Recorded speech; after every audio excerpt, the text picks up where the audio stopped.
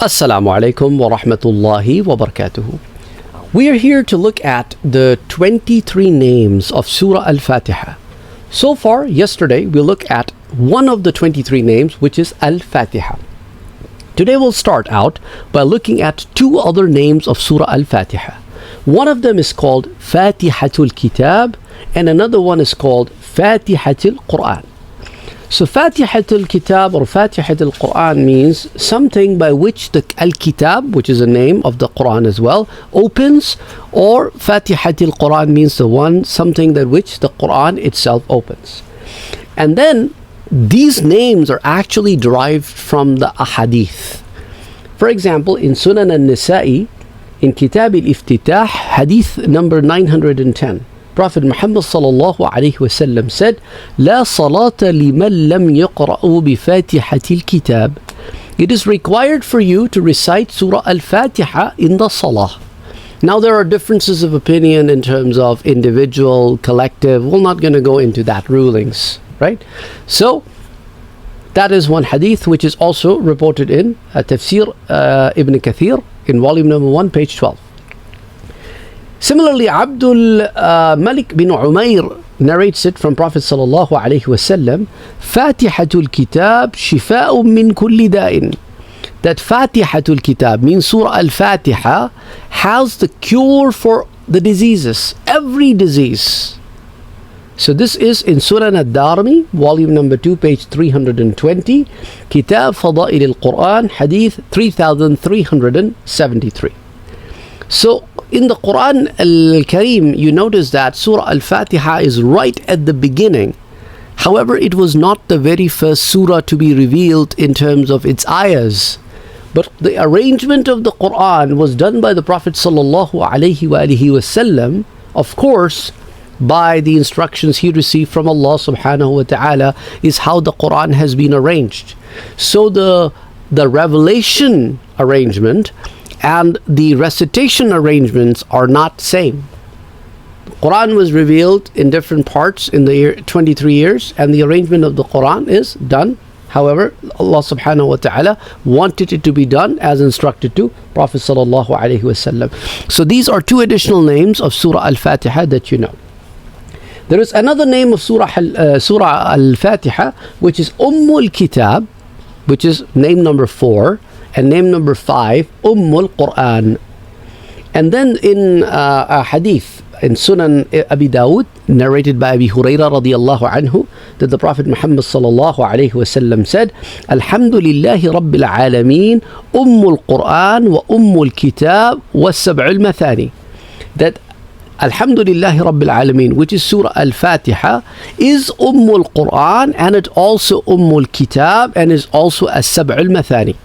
This hadith is reported by Imam Abi Dawud, hadith 457 in Kitab al-Salah, and Imam Ahmad ibn Hanbal narrates it in Al-Musnad Imam Ahmad, volume 2, page 448.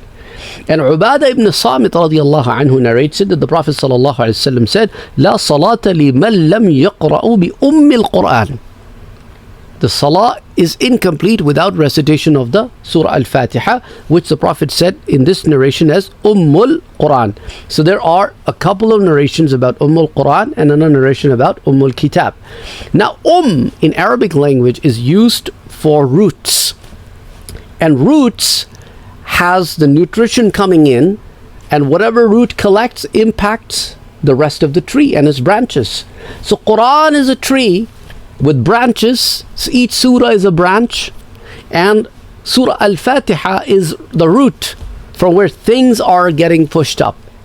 That's important. That's how important it is. And in Tafsir Al-Kabir, volume number 1, page 99, one of the statements that has been written is, "Kullul ulumi," all the ulum and all the ma'arif of the universe are mentioned in the 4 books that have been given to us, out of which only Quran stays in its true form.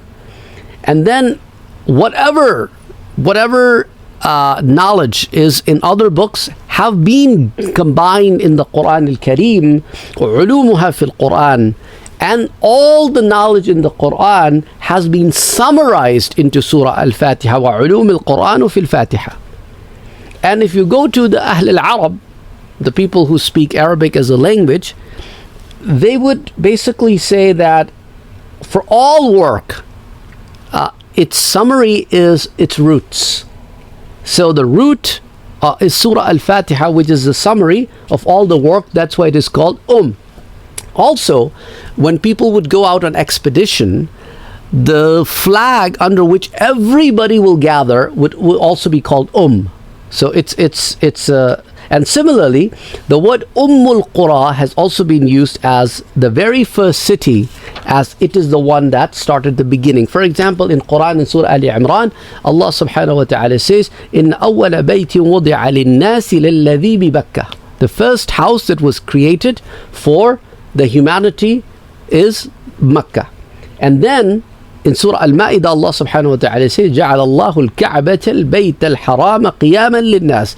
That this Bayt al-Haram was made as a place where people will come and do the qiyam. Is basically a place of aman for them, peace for them. So in terms of beginning, it is the Makkah that is the first city where the house of Allah subhanahu wa ta'ala was built, was established, so that people and all beings can come and worship Allah subhanahu wa ta'ala at this center point.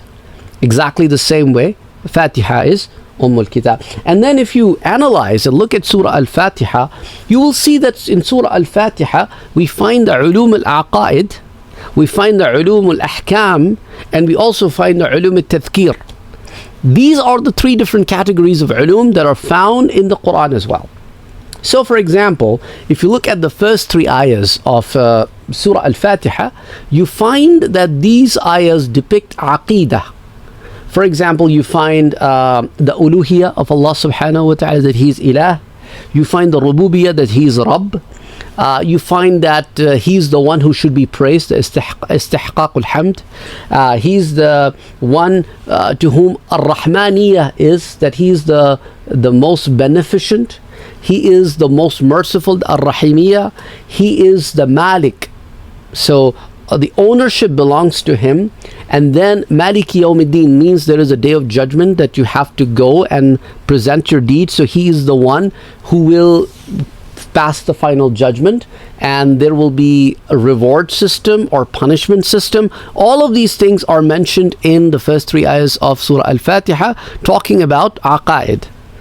So ulum al-aqaid is there. And if you look at the next couple verses, إِيَّاكَ نَعْبُدُ وَإِيَّاكَ نَسْتَعِينُ and اهْدِنَا الصِّرَاطَ الْمُسْتَقِيمُ, you see that we're talking about the ibadah, that we are worshipping Allah subhanahu wa ta'ala alone, and we are asking help from Him alone. Isti'ana is there, and then we are asking for guidance from Him.